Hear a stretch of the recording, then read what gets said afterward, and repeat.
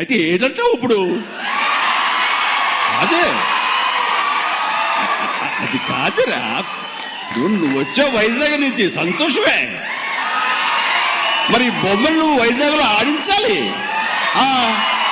అది అదే అలా బలాడువే.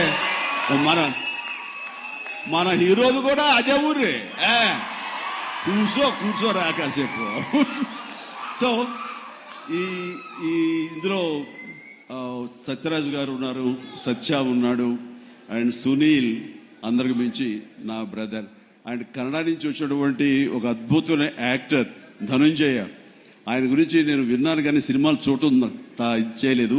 బట్ పుష్ప చూశాను. పుష్ప ఎక్కడ అనేది నాకు గుర్తు రావట్లేదు, కానీ డెఫినెట్గా ఈ సినిమాలో చాలా మంచి గుర్తింపు వచ్చింది. తను కూడా మంచి ఆర్టిస్ట్గా, తెలుగు యాక్టర్గా తను సెటిల్ అవుతాడు అంటలో ఎలాంటి సందేహం లేదు. All the very best Dhananjaya. అండ్ ఇక సత్యదేవ్ గురించి ఏం చెప్పను.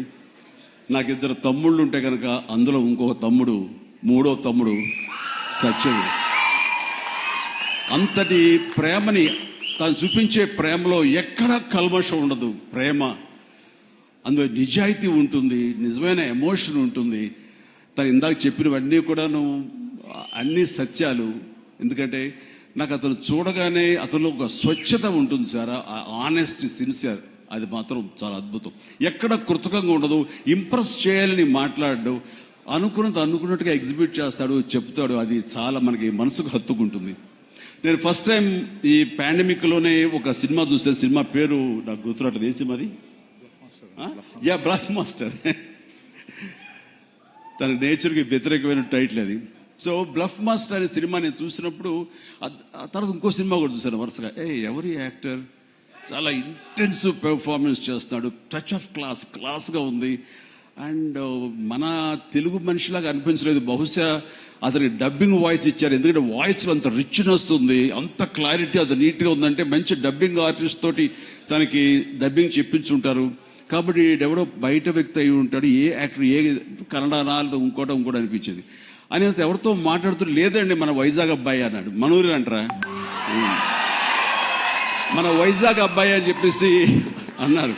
అనేసరికి నిన్న ఒకసారి అతన్ని చూడాలనుకున్నాను, మనం మాట్లాడాలనుకుంటున్నాను. ఎందుకంటే అతనిలో బెస్ట్ యాక్టర్ ఉన్నాడు. మరి అతనికి ఎవరు వెనక నుండి సలహాలు ఇస్తున్నారు, తన లైఫ్ ఎలా మోల్డ్ చేసుకుంటున్నారు నాకు తెలియట్లేదు. ఊరికనే సరదా మాట్లాడదాం అనిపించింది.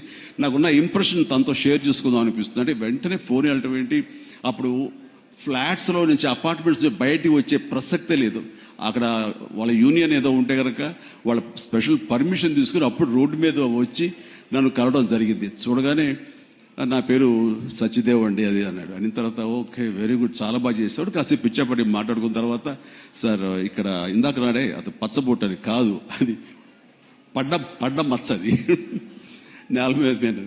అది ఎందుకు పడ్డావు ఏంటది అంటాను. నేను మీ కొదమసింహం సినిమాలో మీరు రోప్లో జంప్ చేస్తుంటారు, నేను మా డిష్ టీవీ మా యాంటీనాలో ఉండే వైర్ తోటి అలా జంప్ చేసి కింద పడ్డానండి, అవి దెబ్బ తగిలింది. అయిన తర్వాత మీ ఇంపాక్ట్ ఎంత ఉంటుందని మీకు విషయం చెప్పాలి.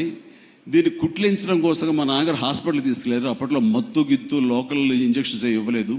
దాన్ని అట్లాగే నేను భరించలేక ఏడుస్తుంటే, అరే చిరంజీవి అయితే అసలు నవ్వుతూ అది కుట్టించేసుకుంటాడు అంటే, అది వేసిన 5-6 కుట్లు నేను నవ్వుతూనే ఉన్నాను, పెయినే తెలియలేదు. అది మీ మహిమ నా మీద, అది దాని ఇంపాక్ట్ ఉంటుంది.